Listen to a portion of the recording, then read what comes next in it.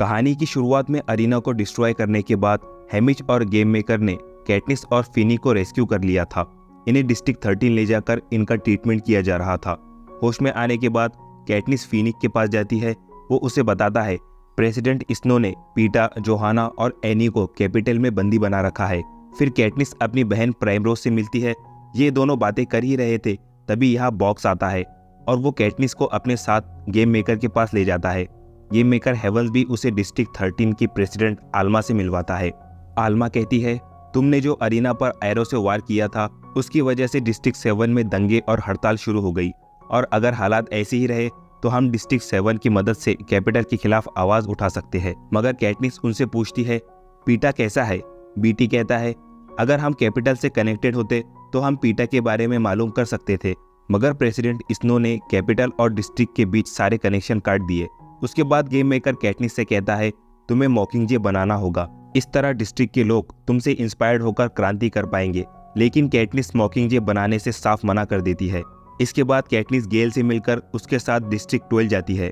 वो ये देखकर बहुत उदास थी। डिस्ट्रिक्ट 12 पूरी तरह तबाह हो चुका था। फिर वो अपने पुराने घर जाती है जो बिल्कुल सही हालत में था। कैपिटल में प्रेसिडेंट स्नो अनाउंस करता है जो भी मॉकिंगजे साइन का यूज करेगा उसे मार दिया जाएगा। इधर कैटनिस दोबारा डिस्ट्रिक्ट 12 से वापस आती है। वो अपनी माँ से मिलकर बहुत खुश होती है। अब कैटनिस और गेल साथ में लंच कर रहे थे, तभी टेलीविजन पर न्यूज आती है जिसमें पीटा को दिखाया जाता है। पीटा प्रेसिडेंट की तरफदारी कर रहा था। ये देखकर कैटनिस और गेल हैरान थे। गेल कहता है हो सकता है स्नो के कहने पर पीटा ये सब बोल रहा हो। अब कैटनिस रात को सोती है तो उसे पीटा को लेकर डरावने सपने आते हैं, जिसकी वजह से वो जाग जाती है। तब उसकी बहन प्राइमरोज उसके पास आकर कहती है शायद तुम इन लोगों के लिए बहुत खास हो और हो सकता है कि तुम इनसे जो भी मांगो वो तुम्हें दे दे। अगले दिन कैटनिस प्रेसिडेंट आल्मा के पास जाती है और उनसे कहती है कि मैं मॉकिंगजे बनाने के लिए तैयार हूँ, मगर मेरी एक शर्त है। पीटा, जोहाना और एनी को यहाँ वापस लाकर उन्हें माफ करना होगा। प्रेसिडेंट आल्मा डिस्ट्रिक्ट 7, 12 और 13 के सामने यह अनाउंस करती है कैटनिस मॉकिंगजे बनाने के लिए तैयार है, मगर उसकी कुछ शर्तें हैं। अगर वो कामयाब हो गई तो उसकी शर्तें पूरी की जाएंगी। और फिर एफी उसे शूटिंग की प्रैक्टिस कराती है, मगर कैटनिस फोकस नहीं कर पा रही थी। तब हेमिज कहता है जब तक कैटनिस खुद डिस्ट्रिक्ट के लोगों को नहीं देख लेती वो ठीक से प्रैक्टिस नहीं कर पाएगी। लोग किसी तरह सरवाइव कर रहे हैं। अब कैटनिस और उसकी टीम को डिस्ट्रिक्ट 8 के हॉस्पिटल ले जाया जाता है। यहाँ बहुत सारे लोग जख्मी थे। लोगों के हालात देखकर कैटनिस प्रेसिडेंट स्नो को मॉकिंगजे का साइन दिखाती है। प्रेसिडेंट ये देखकर 2 एयरप्लेन से डिस्ट्रिक्ट 8 पर हमला कर देता है। हॉस्पिटल में सभी लोग मारे जाते हैं। कैटनिस और गेल उसके एयरक्राफ्ट को शूट करते हैं। कैटनिस प्रेसिडेंट को गुस्से में एक मैसेज देती है अगर हम जलेंगे तो तुम्हें भी हमारे साथ जलना होगा। कैटनिस अपनी टीम के साथ वापस डिस्ट्रिक्ट 13 आती है। प्रेसिडेंट आल्मा सबके सामने कैटनिस का हाथ पकड़कर कहती है अब हम मॉकिंगजे साइन दिखाकर लोगों को मोटिवेट करेंगे।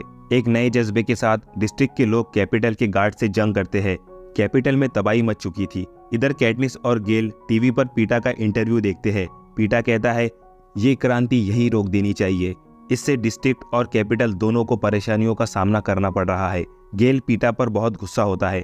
कैटनिस उससे कहती है भूलो मत, इसी पीटा ने तुम्हारी जान बचाई थी। अब कैटनिस अपनी टीम के साथ डिस्ट्रिक्ट 12 जाती है। यहाँ वो अकेले बैठकर गीत गुनगुना रही थी, जिसे टीवी पर भी दिखाया जाता है। कैटनिस के इस क्रांति गीत को सुनकर डिस्ट्रिक्ट के लोगों में जोश और जज्बा पैदा होता है। वो कैपिटल पर हमला कर देते हैं। कैपिटल में बहुत नुकसान हो चुका था। प्रेसिडेंट स्नो दोबारा पीटा को टीवी पर दिखाता है। पीटा कहता है प्रेसिडेंट स्नो डिस्ट्रिक्ट 13 पर हमला करने वाला है। कैटनिस कहती है हमें सबको यहाँ से बाहर निकालना होगा। डिस्ट्रिक्ट के लोगों को बंकर में भेज दिया जाता है। प्रेसिडेंट आल्मा बीटी को स्नो का एयरक्राफ्ट डिस्ट्रॉय करने का ऑर्डर देती है। वो कैटनिस से कहती है तुम शूटिंग करोगी, जिससे प्रेसिडेंट स्नो को पता चले डिस्ट्रिक्ट 13 अब भी सुरक्षित है। कैटनिस मना करती है। वो जानती थी शूटिंग देखकर स्नो पीटा को और ज्यादा टॉर्चर करेगा। तब फिनिश शूटिंग के लिए आगे आता है। बीटी स्नो के सिस्टम को हाईजैक करने की कोशिश करता है।